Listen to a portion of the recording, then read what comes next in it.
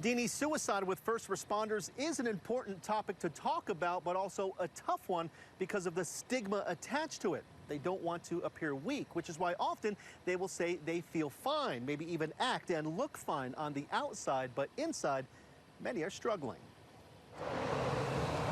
Just one look at Mike Stevens, and you might be able to guess he's a firefighter. Toughest job you'll ever love. He's been with the Salt Lake City Fire Department for more than 20 years. I knew young in life that I was seriously put on here to help people. Any firefighter will tell you it's rewarding to help someone, but sometimes, no matter what, you can't help. And for Stevens, all those deaths started giving him nightmares. It had a stack effect. So I would get one, and then a couple weeks or a couple months later, I'd get another one that would stack on top.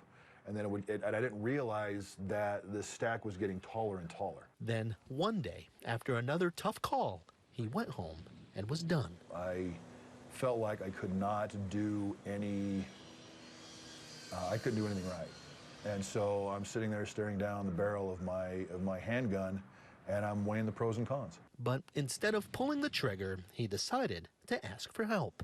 Back in the day, it was a sign of weakness. Speaking with a therapist about the pressures and mental anguish of the job, eventually he started coming around. For firefighters, it's police, military, it's so important to be able to, if you got that stuff on the inside, it's going to find its way out. Now he often speaks to his colleagues and to groups about mental health, suicide awareness, and his personal story. Like, you know what?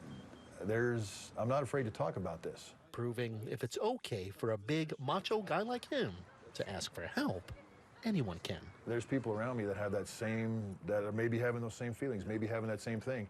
If I start talking about it and say, hey, it's okay, if one person listens, great. Stephen says it's important to know that help is out there, and not just for first responders, but for anybody facing depression or having suicidal thoughts. He knows taking that first step, it can be scary, but after all these years, he is happy and thankful he didn't pull that trigger. David, Deanie? We're thankful, as you said, Alex, that a big macho guy like that would be willing to share his story. Thanks. Absolutely. Yep.